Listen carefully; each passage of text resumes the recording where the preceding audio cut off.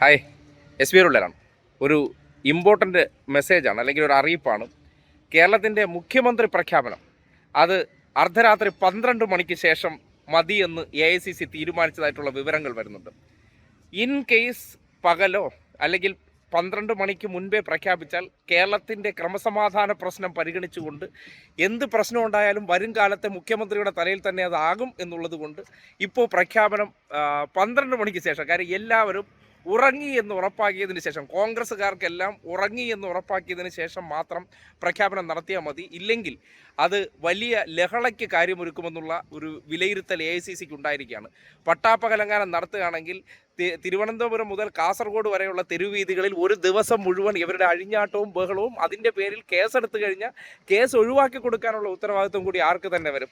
കോൺഗ്രസിലെ നിയുക്ത മുഖ്യമന്ത്രിയുടെ തലയിൽ വരാൻ സാധ്യതയുള്ളതുകൊണ്ട് പ്രഖ്യാപനം കേരളം ഉറങ്ങിക്കഴിഞ്ഞതിന് ശേഷം രഹസ്യമായിട്ട് നടത്തിയിട്ട് രാവിലെ ഉറക്കമൊഴിക്കുമ്പോൾ ഞെട്ടിത്തരിച്ചിരിക്കണം, പിന്നെ അനങ്ങരുത്.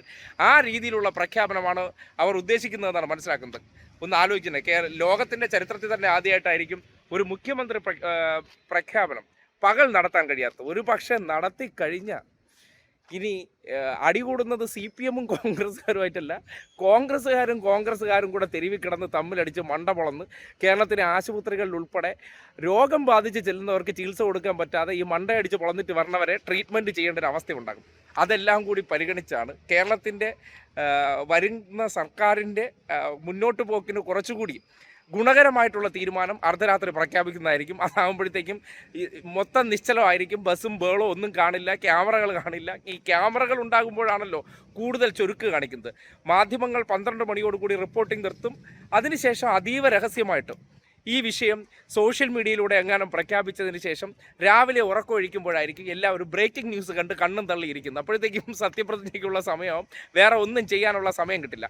ക്യാമറകൾ ഓണായാലോ ചാനലുകൾ ഓണായി കഴിഞ്ഞാൽ പിന്നെ കോൺഗ്രസ്സുകാരെ പിടിച്ചു കിട്ടാൻ പറ്റാത്തൊരവസ്ഥ വരും. അതുകൊണ്ട് മുഖ്യമന്ത്രി പ്രഖ്യാപനത്തെ സംബന്ധിച്ച് ആകാംക്ഷയോടുകൂടി കാത്തിരിക്കുന്ന ഒരു കാര്യം ചെയ്യൂ, പോയി കിടന്ന് ഉറങ്ങിയിട്ട് ഒരു 12 മണിക്ക് ശേഷം എണീക്കുന്നതാണ് നല്ലത്. അതിന് മുന്നേ ഒന്നും പ്രഖ്യാപനം വരാൻ വഴിയില്ല. എന്തായാലും ഒരു കാര്യം ഉറപ്പാണ്, കാത്തുസൂക്ഷിച്ച ജമാഅത്ത് ഇസ്ലാമികൾ കാത്തുസൂക്ഷിച്ച കസ്തൂരി മാമ്പഴം KC അടിച്ചുകൊണ്ട് പോകാനാണ് സാധ്യതയെന്നാണ് കൃത്യമായി കിട്ടുന്ന വിലയിരുത്തൽ.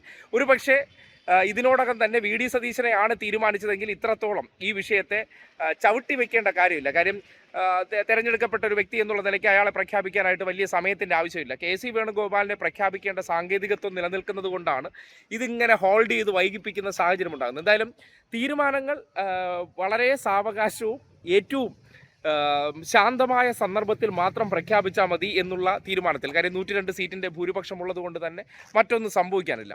അതുകൊണ്ട് ശാന്തമായി കാര്യങ്ങൾ കൂടുതൽ കോൺഗ്രസ്സുകാർക്ക് പരിക്കേൽക്കാതെയും അവർക്ക് കൂടുതൽ ചികിത്സാ സഹായം ലഭ്യമാക്കാനുള്ള അവസരമുണ്ടാക്കാതെ ഒരു മുഖ്യമന്ത്രി പേര് പ്രഖ്യാപിക്കാനുള്ള സാഹചര്യം ഉണ്ടാക്കുമെന്നാണ് മനസ്സിലാക്കാൻ കഴിയുന്നത്.